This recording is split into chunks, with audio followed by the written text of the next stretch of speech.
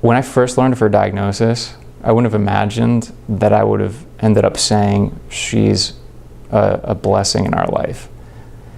I don't think I would have seen that coming, because I had a stereotype of people with Down syndrome.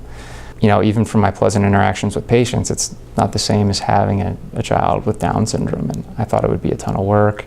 You never really think, you know, your child's going to have a serious health problem or a genetic abnormality. So when we first learned of her diagnosis, I remember being in clinic, seeing patients in residency, and my wife calling, and I picked up, and I could tell she was crying, and you know, sort of my world just stopped spinning for a moment.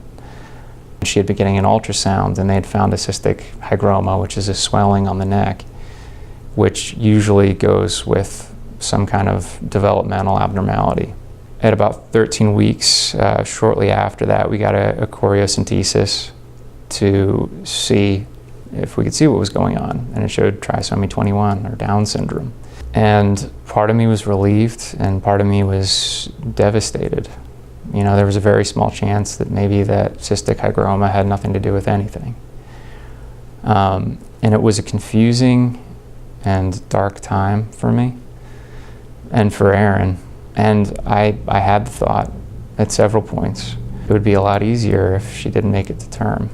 And we were told, you know, there was a 70% chance that she wouldn't survive to be born. But if she was, we were planning on loving her. We weren't gonna take her life. And immediately after we learned that news, we went to talk with a genetic counselor to sort of give us some more statistics on things, including that, you know, likelihood that she wasn't going to make it. And when I sat down in that meeting, you know, Erin and I were already on the same page. We'd barely talked about it, but we both said, you know, we're not going to abort her no matter what. If she doesn't make it to term, she doesn't make it to term. But abortion's not on the table. And the counselor's first response to that, knowing that, and knowing that I'm a physician, was, well, they don't feel pain. And I remember just looking over at Erin and sort of mouthing like, is she saying what I think she's saying?